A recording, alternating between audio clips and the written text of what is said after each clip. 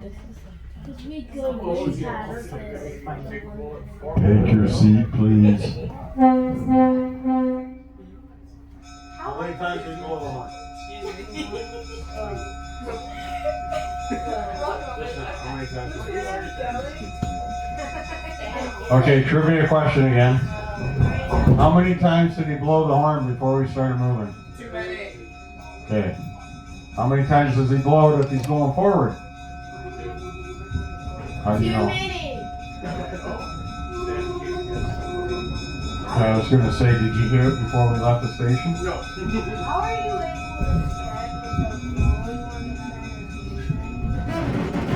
Well, it's a big floor. It's actually not that hard. And it's not that hard. You just kind of have to move with the train. It's like being on a boat. Have you ever been on a boat? Okay, Mom, Dad, you gotta put them on a boat. Where's Mom and Dad?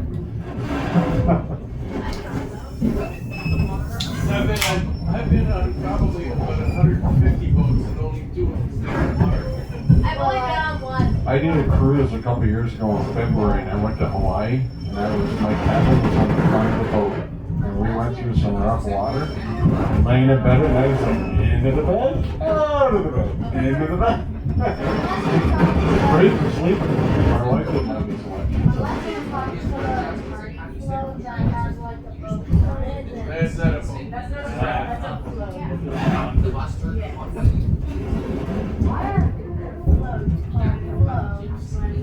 Because all they do is float. I'm not even like, if the bus moves this way, I literally No. That's good. The bus is like that. So, Sandy is in the back of the train, and he's in communication with the engineer. So normally what we'll do is we'll have 3 crew members. We will run with 2, which is just an engineer and a conductor. And on our schedule form that we have online, the 3rd one is usually the assistant conductor. So today I'm the conductor, he's the assistant conductor. And in a few weeks, I'll be back on the train, and I will be the assistant conductor, and let somebody else be the main conductor. So we just change it up back and forth, and we also switch it around during the day. So that's why Sandy's doing what I did on the first train, and on the next train, he'll be back taking care of the mic again, because he is much better at it than I am. He's been here a lot longer than me, but I started here in 2014, training to be a conductor, and part of 2015, and I put 15 runs in, but I was busy with a lot of other things that I volunteered with, so I decided to give one up. Unfortunately, I gave this one up. Hindsight says I should have stayed. But anyway, a couple of, last winter, just kind of the fall before last winter, not the last one, before. Dan Vernack, the president for the PORT STANLEY Railway, came up to me and said, "Hey, everything is coming back. I still got you in the training book." I don't know what, 12 years later, I'm still in the book. So I said, sure, I'll give it a try. I wasn't volunteering for anything anymore, and I thought, hey, I got 3 years till I retire. I'll get some training and have something to do when I retire. So, and I find I enjoy it a fair bit. So I came back last spring, did some training, did tests, and did about 10 more runs, and they counted all my previous runs. And they looked at me and said, yeah, you're no problem. Well, this year I started training for engineer. I actually started last year. I've done 6 trips in the engine driving the train. And I'm hoping to finish it this year.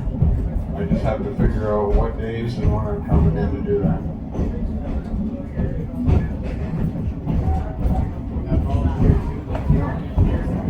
Yes, everybody, I should mention that everybody at the PORT STANLEY Rail is a volunteer.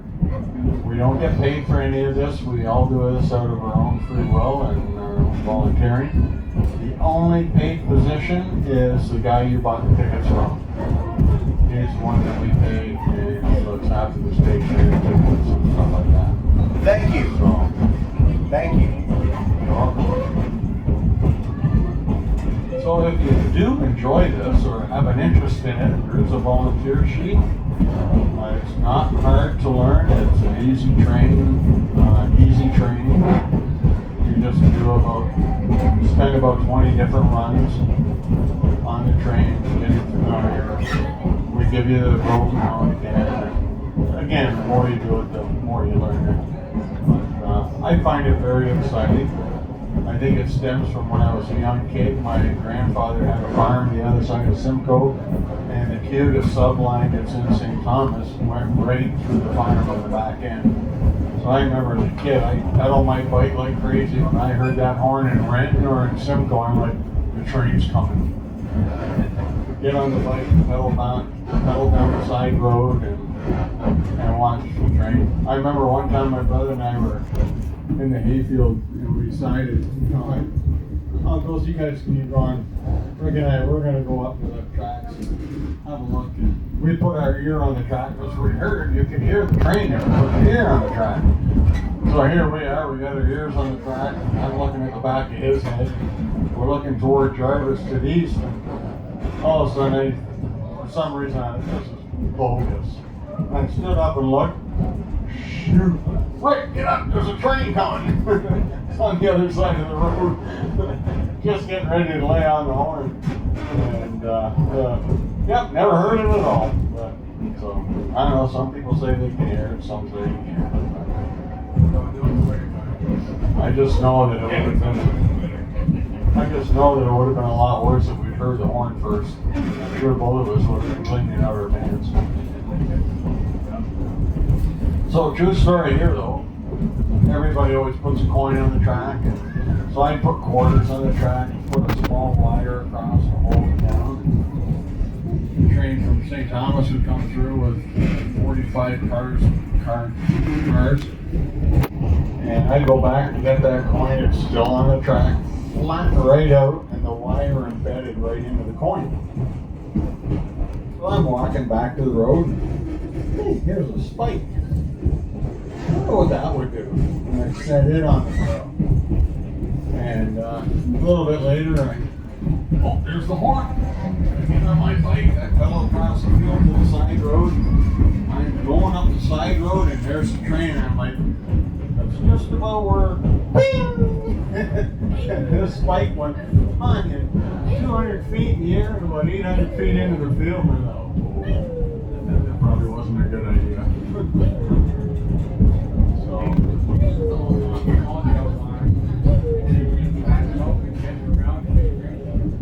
Oh, cool. Yeah. That day I learned never put a spike on the track.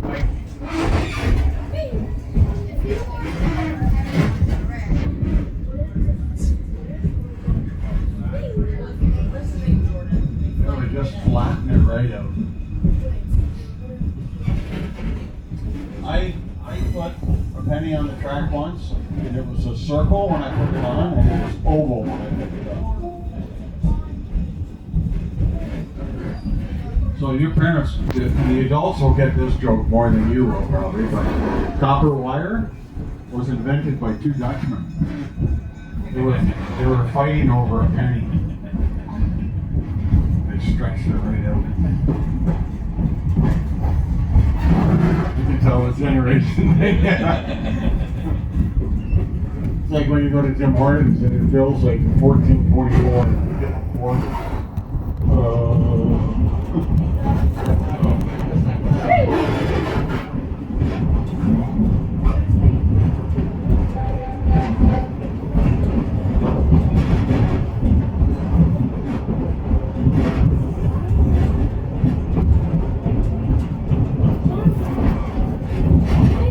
We volunteer here with a lot of things.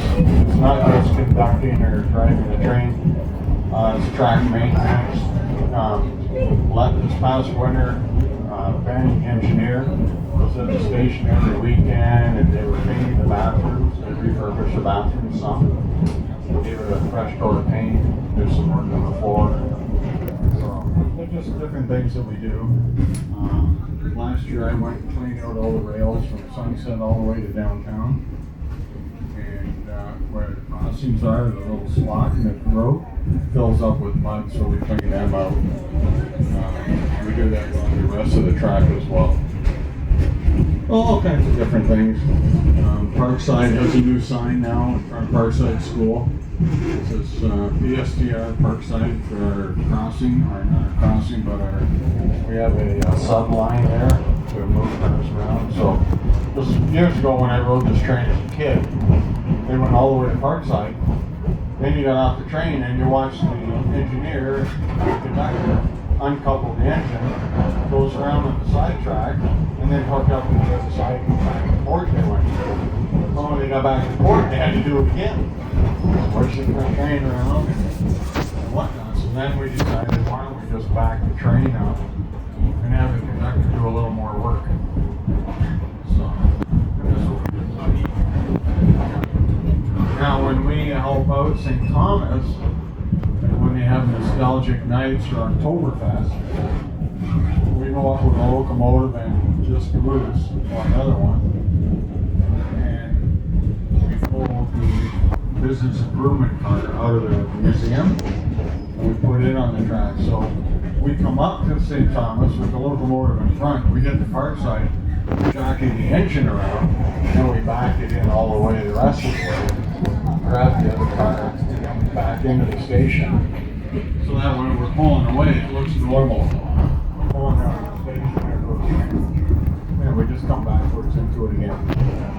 So it's nice when that happens on that day when they do that, because they have about 5 trains, 5 runs, and each run is sponsored by a different business in town. Home Hardware sponsors one, Briarwood sponsors one. So everybody in the program for nostalgic nights, they jump on the train, go for a free ride to Parkside and back. So, I mean, who doesn't like riding on a train? No, you like to do it a lot? Come volunteer.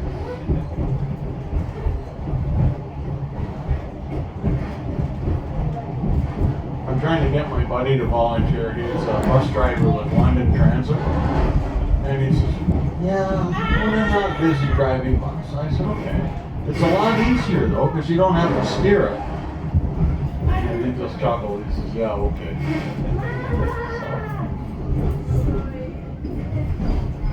So we're back at the field again where the sheep are. I hear somebody talking to the sheep in the other car. Pretty good imitation, actually.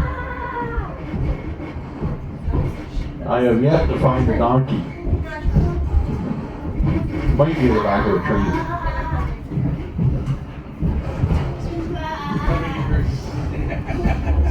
I don't think Sandy I did that back there.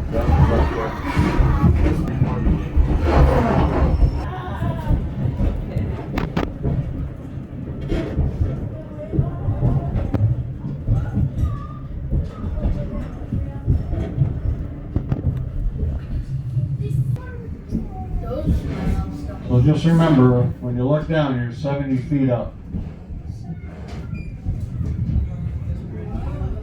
I know the temptation might be to throw the kids out over the bridge, but don't.